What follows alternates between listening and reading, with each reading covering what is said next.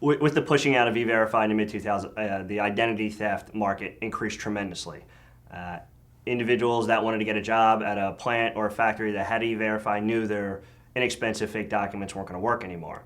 So that created a new market of more expensive documents that had authorized worker, could be permanent resident or citizens, documents. It could consist of a birth certificate and a social security card. And from that, they go and get a state ID. Identities were coming from several areas. One, stolen, just straight up stolen from U.S. citizens from, could be their house, it could be from luggage, it could be theft over the internet, things like that. So that was one pool of it. They were getting notices from the IRS for undeclared wages for those employers that were actually withholding the wages.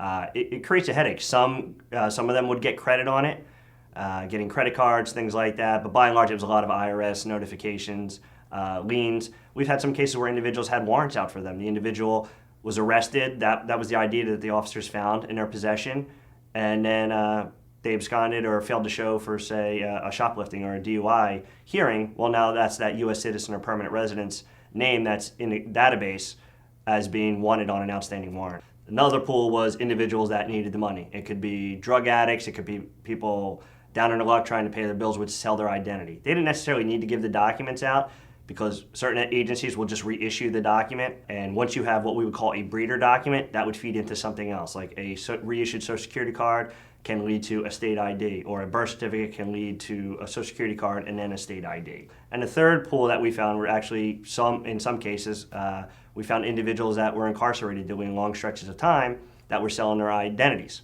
The scheme was they would sell it. We couldn't go after them. I didn't sell it. I was, incarcerated. Their identities would get replicated 5, 6, 7 times. That identity created into documents, breeder documents, individuals would use those to get a job.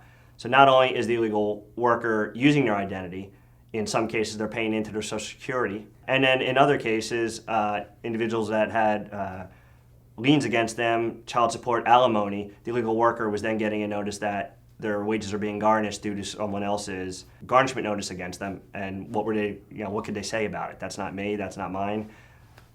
So those were a lot of areas where the identity theft is really taken off since the pushing out of E-Verify in large numbers. There are some areas where the federal government can look at some data sharing information that could limit identity theft. One of the areas we explored in the mid-2000s was looking at Social Security wage withholdings. When you have individuals getting divergent wage withholdings in various parts of the country and looking at their occupation or the employer, does that make sense? Whereas a consultant may get, wage withholdings from 3 or 4 different states. Would individuals in low service, being a janitor and they're getting their wages withheld in Pennsylvania, Illinois, Texas, and California, all in the same pay period, is really not typical. And those kinds of data mining and information sharing between Social Security and E-Verify, looking at multiple uses of Social Security numbers of E-Verify, there are ways with some data analysis. You can see if a number or an identity is actually in play. In other words, it was stolen or sold and it's being replicated in 4, 5, 6 different areas in the country based on data that's already within the government databases.